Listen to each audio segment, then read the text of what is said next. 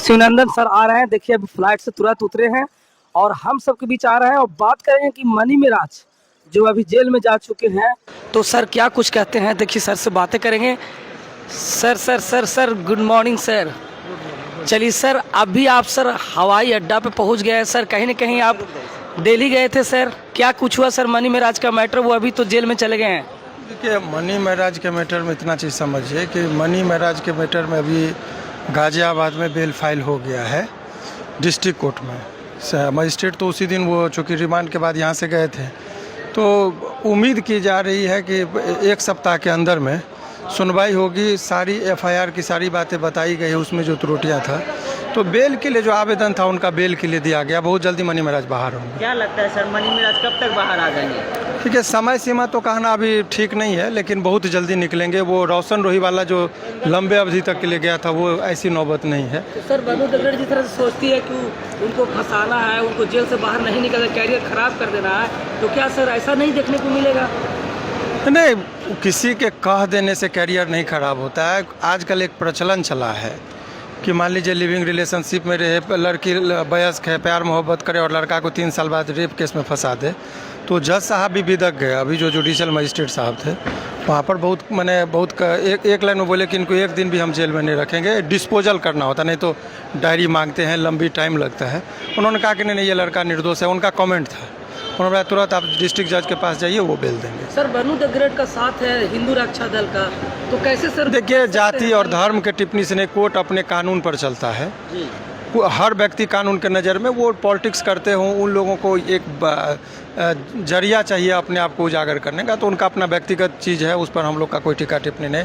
वकील का काम होता है कानून के दृष्टिकोण से देखना। बनू द ग्रेट ने जो मामला रखा है, एफआईआर में एफआईआर ही फॉल्स है। वो सारी चीज़ें आ गई। 3 साल पहले की घटना है। वो लड़की रह रही है, दिल्ली की है, घटना मुजफ्फरपुर की है, केस किया गया है उत्तर प्रदेश में। आखिर क्यों? घटना एक ही दिन बताती है कि 14/4/2022 की घटना है। एक ही दिन में कोई किसी से बोलती है कोल्ड ड्रिंक्स में हमको दोस्ती हुआ, कोल्ड ड्रिंक्स में हमको नशीली पदार्थ मिलाया, और उसी दिन कहती है कि शारीरिक संबंध बना, उसी दिन वो प्रेग्नेंट हो गया और उसी दिन एबॉर्शन हो गया। इतना चीज़ संभव है? एफआईआर में लिखा है। मात्र एक दिन में इतना चीज़ कैसे हो सकता है? तो ये स्पष्ट है कि न घटना का चौहद्दी पता है, न घटना की तिथि पता है उसको। तो ऐसे परिस्थिति में तो ये कहा ही नहीं जा सकता है कि उसमें क्या है। तो एक जज साहब ने यही कहा कि भाई इसमें एक ही दिन में कैसे हो सकता है?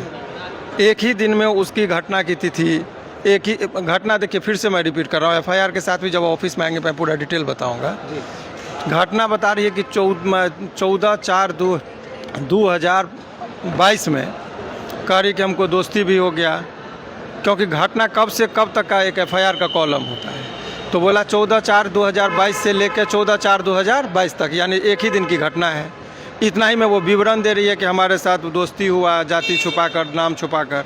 उसके बाद बता रही कि दोस्त फिर हमको कोल्ड ड्रिंक्स में नशीला पदार्थ मिलाया, फिर बेहोश किया, हमारे साथ दुष्कर्म किया, फिर हम प्रेग्नेंट हो गए तो फिर ये जो है सो एबॉर्शन कराया। तो एक ही दिन में ऐसे कैसे हो सकता है संभव? तो ये तो फंसाने का जो साजिश था। तो एफआईआर पर सारी बातें हैं।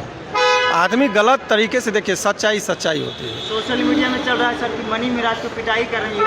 देखिए, आपको एक चीज़ बता रहे हैं, ये लोग अपना टीआरपी, ऐसा कुछ नहीं है। सरकार सबके लिए होती है। ये लोग हिंदू संगठन जो है ना, बेवजह जोगी जी के राज को बदनाम कर रहे हैं। हम भी हिंदू, हमें भी पता है यहाँ के प्रधानमंत्री हैं। ये लोग, कुछ लोग अपने निजी स्वार्थ के लिए सरकार को भी बदनाम करते हैं। पुलिस अपने हिसाब से चलती है, कानून अपने हिसाब से चलता है। कोर्ट को बाहरी संगठन से बहुत ज़्यादा लेना देना नहीं होता है। ये बात है कि वो टेक्निकलिटी कुछ था।